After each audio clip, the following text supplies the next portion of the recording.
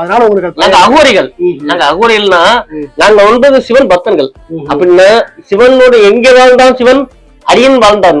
அந்த அடியன் வாழ்ந்த இடத்துல எங்க நாங்க வாழ முடியும், அங்கேதான் வாழ முடியும். நாங்க பழங்குடி மக்கள்கள்.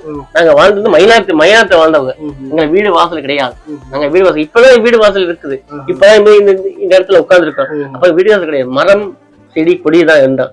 எங்க அப்பா அம்மா வாழ்ந்தவங்க, எங்க முன்னோர்கள் வாழ்ந்தவங்க எல்லாம் அந்த இடத்துல வாழ்ந்தாங்க. அப்ப நான் இங்க வாழ முடியும், அங்கேதான் வாழ முடியும். என் பிள்ளைங்க வாழ முடியும், அங்கேதான் வாழ முடியும். அந்த இடத்துல வாழ்ந்தவங்க. நீங்க இன்னைக்கு சாப்பாடு வாங்கி கொடுத்தீங்கன்னா அங்கேதான் சாப்பிடுங்க. வாங்கி போய் சாப்பிடுவீங்க, அங்கே சாப்பிடுவோம். எந்த ஜாமாத்துலயும் எந்த நேரத்திலேயே இருட்டே சாப்பிட மாட்டோம். சொல்றது புரியுதா இல்லையா? ஆனா நைட்டு குளிர் பறிக்கும் நேரத்துல சாப்பிட்டுதான் போகும். சரியா? சரி, இன்னொரு கேள்வி என்னன்னா, ஊருக்கெல்லாம் நீங்க வந்து கூடு சொல்லிட்டு காலையில நீங்க வருவீங்க. காலையில வந்து குடுக்கற காசை வாங்கிக்கிட்டு இந்த சாப்பாடு எல்லாம் வாங்குறீங்கல்ல, பல வீட்டுல